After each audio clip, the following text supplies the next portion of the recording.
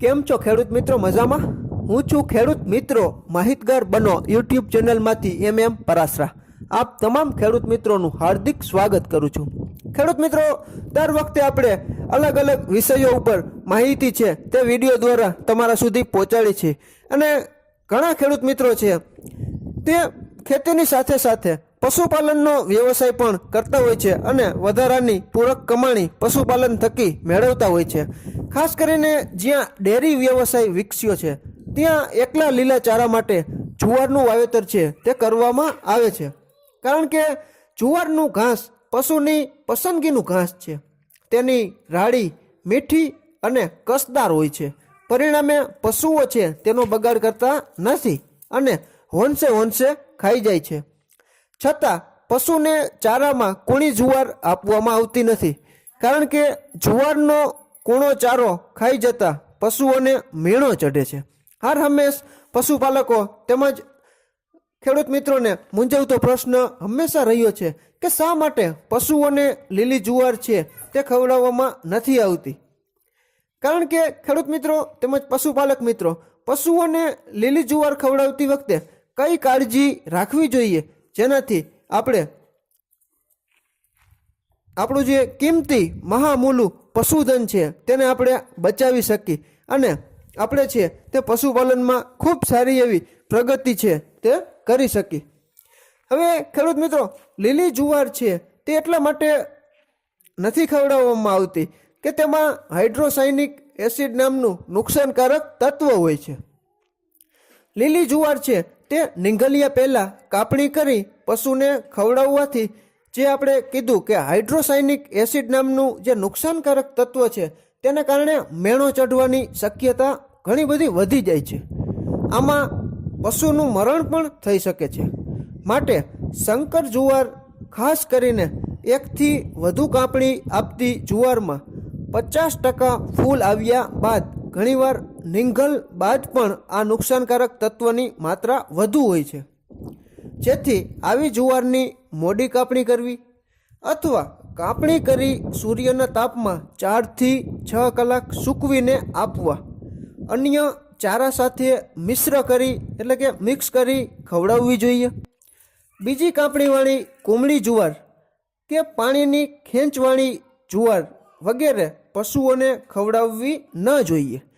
આટલી થોડી ઘણી કાળજી આપણે રાખી તો ખેડૂત મિત્રો તેમજ જે લોકો વ્યાવસાયિક ઢબે તબેલા ઉદ્યોગ પણ આજે પશુપાલનમાં ખૂબ સારો એવો વિકસી રહ્યો છે, તો પશુપાલક મિત્રો અને ખેડૂત મિત્રો જે ગાય ભેંસ રાખે છે, જે પશુઓ રાખે છે, તે આવી એવી થોડી ઘણી કાળજી રાખે તો પણ પોતાનું જે કિંમતી મહામૂલું જેને કહેવાય કે આપણું પશુધન છે તેને આપણે આવી રીતે જે લીલો જુવાર છે તે આપણે ન ખવડાવવી.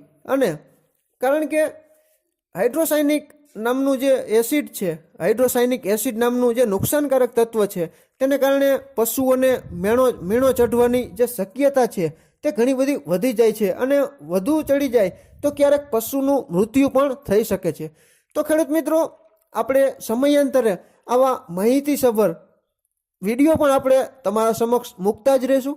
ટૂંકા ગાળામાં આપણી ચેનલને ખૂબ સારો એવો વિકાસ છે તે કર્યો છે, અને જે ખેડૂત મિત્રો આ ચેનલમાં પહેલી વાર જોડાયા હોય તો પહેલાં સબસ્ક્રાઈબ કરી લેજો, અને બાજુમાં જે બેલ આઇકોન છે, જે ઘંટડીનું નિશાન છે તેને પણ દબાવજો, જેથી અમે જે વિડીયો તમારા અપલોડ કરી તેની ડાયરેક્ટ લિંક છે તે સૌપ્રથમ તમને જ જોવા મળે. અને આવા માહિતીસભર વિડીયો બનાવવાનો જ આપણો હેતુ હંમેશા રહ્યો છે, કારણ કે અમે પોતે ખેતી અને પશુપાલન સાથે સંકળાયેલા હોય આપણા જે અનુભવો છે તે તમારા સુધી આપણે મોકલી છીએ. અને જે મિત્રો ખેતીવાડીમાં વોટ્સએપ ગ્રુપ ચલાવતા હોય, ફેસબુક પેજ છે અથવા તો ટેલિગ્રામ ગ્રુપ છે, તેમાં અમને જોઈન્ટ કરજો, કારણ કે આજે માહિતી ગમે ત્યાંથી મળી શકે છે.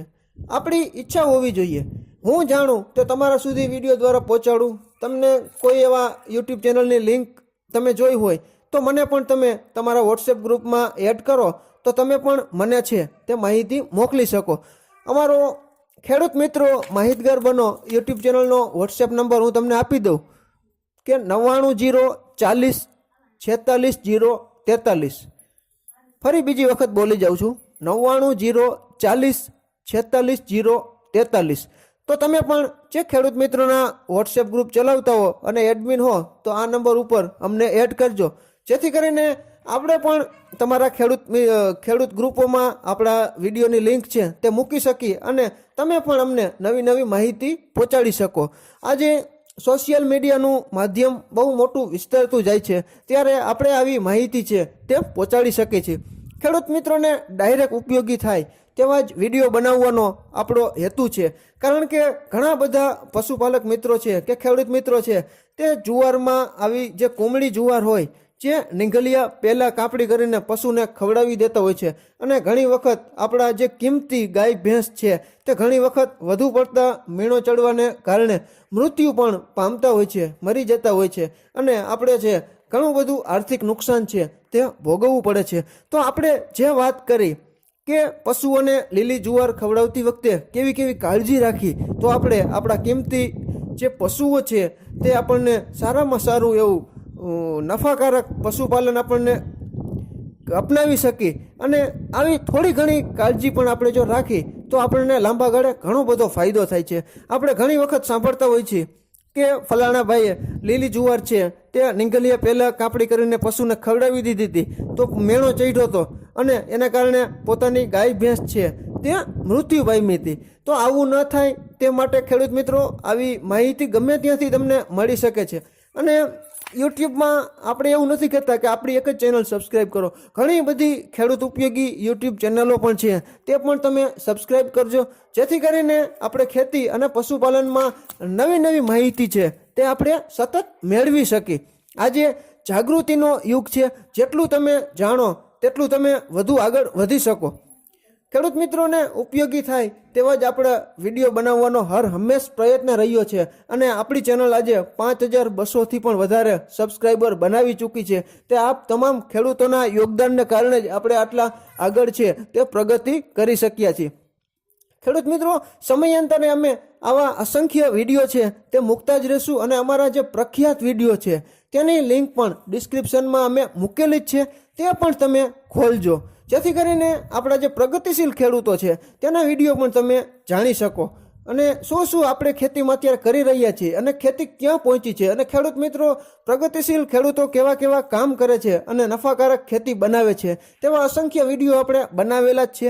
તો ખેડૂત મિત્રો, ફરી જ મળશું આવી નવી રસપ્રદ માહિતી લઈને. આપણે સમયાંતરે તમારા સુધી વિડીયો પહોંચાડતા જ રહેશું.